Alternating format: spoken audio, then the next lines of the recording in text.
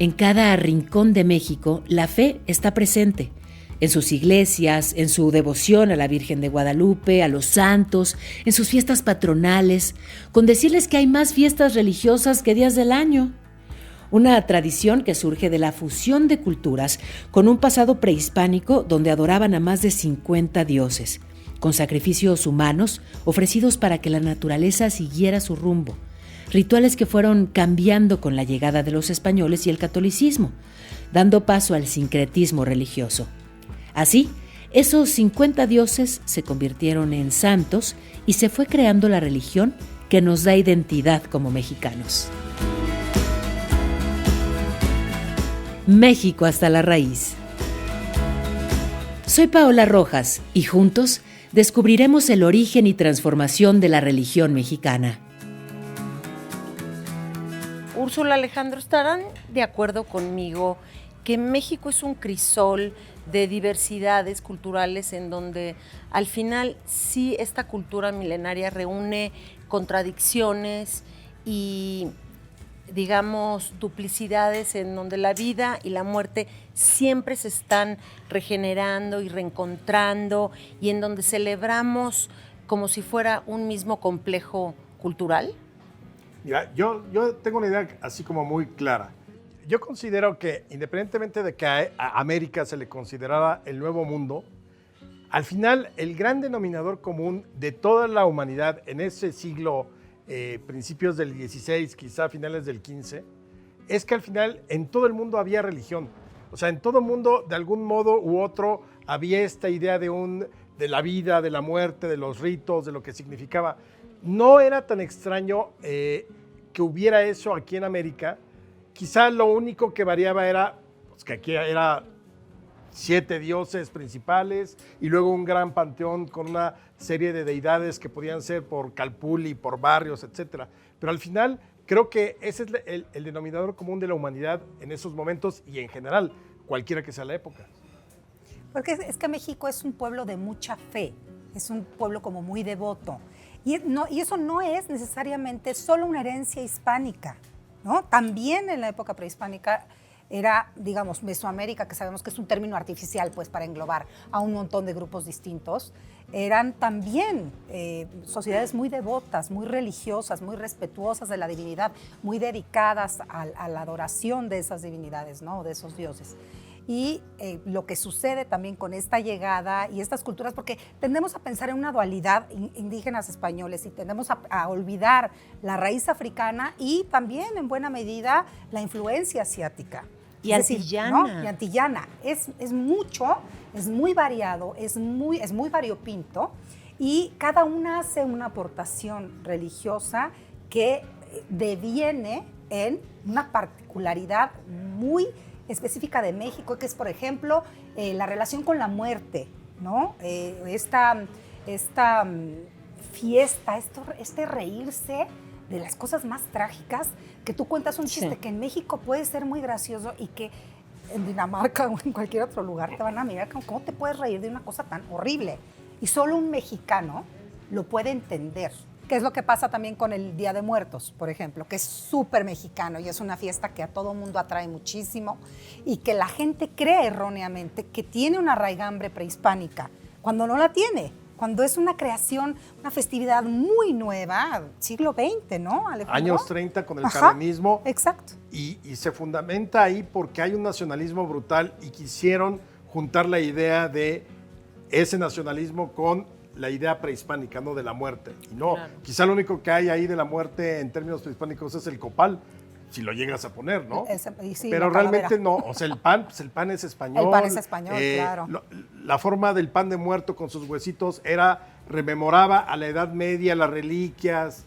Ahora, las estructuras de las ofrendas tienen todavía raíces prehispánicas o hay elementos todavía mesoamericanos, ¿no? Las flores, claro, o el amaranto, el cempasúchil, es decir, otra vez estamos con esta aculturación. Pero bueno, y se sigue moviendo, porque es increíble que hoy uno de los grandes desfiles del Día de Muertos, que es el de las Catrinas, se lo debamos a James Bond de hace 4 ¿A años poco? o 5. A ver, Claro, cuenta. en la película esta, bueno, una de La las última últimas, la penúltima, película. algo así, inicia con un desfile en la Ciudad de México de catrinas gigantes y entonces al gobierno de Miguel Ángel Mancera, se le ocurre, pues si resultó con James Bond, ¿por qué no hacemos uno?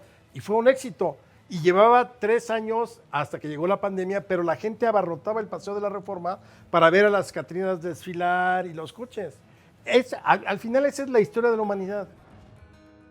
El Día de Muertos se celebra el 1 y 2 de noviembre en todo México, días en los que se recuerda a los seres queridos que fallecieron con coloridas ofrendas llenas de símbolos que combinan las tradiciones prehispánicas con la religión católica de la Nueva España.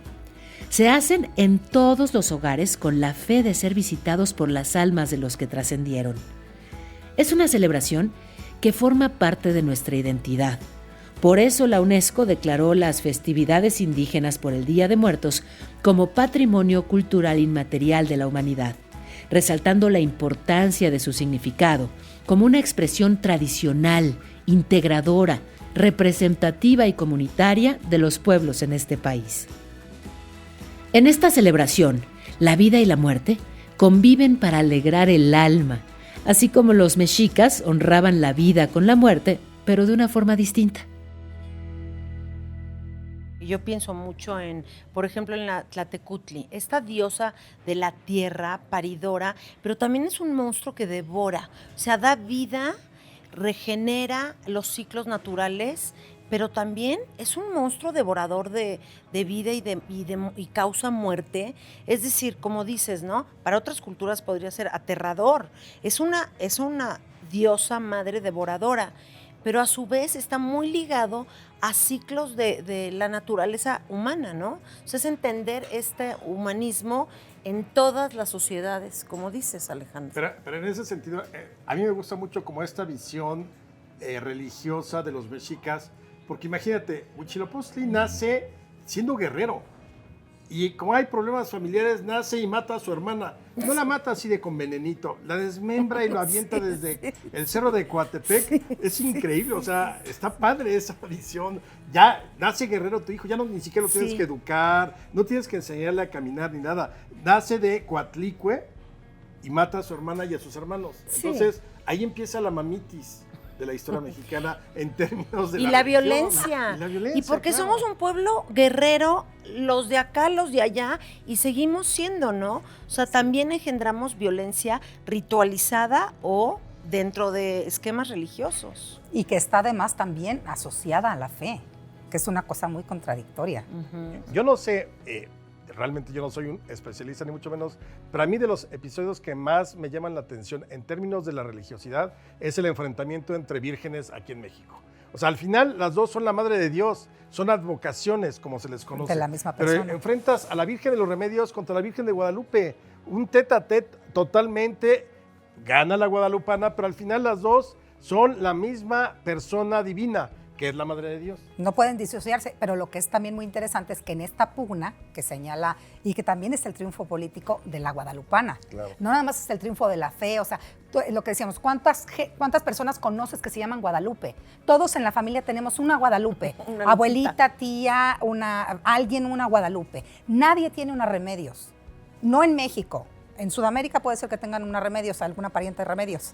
Pero en México no, en México es la Guadalupe y es el triunfo también político como del criollismo, de esta imagen que engloba a todos los grupos sociales, mestizos, indígenas, criollos, castas, ¿no? Y de la futura mexicanidad, Exactamente. Y yo creo que no hay un mexicano que no haya cantado en algún momento dado de su vida la guadalupana, la guadalupana. ¿no? Pero a mí sí me encanta pensar en reivindicar a todas estas diosas madres paridoras de la fertilidad y en donde la creatividad mexicana, bueno, lo que hoy llamamos mexicana, logra estos sincretismos y estas sobreposiciones de diosas para al final amalgamarlas todas en la Virgen de Guadalupe. Que eso decíamos, por ejemplo, la Virgen de los Remedios que está en la pirámide de Cholula, hasta arriba. La de Guadalupe, que está en el Cerro del Tepeyac, y la otra Remedios, que está en Naucalpan, que son 3 cerros, y lo que platicaba Raquel es justo esto, ¿no? Que en estos cultos de sustitución, donde hago como que pues adoro a la que trajiste, pero pues este cerro yo ya lo adoraba desde antes, se van pues sobreponiendo y son otras maneras de resistir. Eso creo que también es importante, porque los mexicanos tenemos una forma muy peculiar de resistir, que no necesariamente es el enfrentamiento armado. Puede ser también una manera muy... velada. ¿no? Claro. Y creativa, ¿no? Y como decía Úrsula, esta Virgen de Guadalupe que está haciendo una devoción al propio cerro, ¿no? Al propio cerro y a todos estos elementos de la naturaleza que encierran las madres prehispánicas. No, bueno, ¿y qué me dices? O sea, en el Cerro del Tepeyac se adoraba a Tonantzin, ¿no? Nuestra madre. Exacto. Como se podía... Ahí está escondida. Exactamente.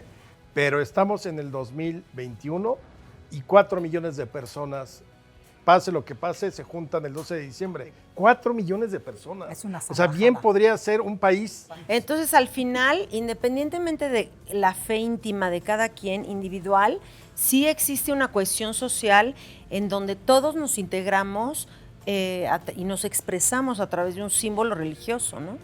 Fíjate, de los 300 años del México virreinal, a mí me gusta mucho el asunto de las reliquias.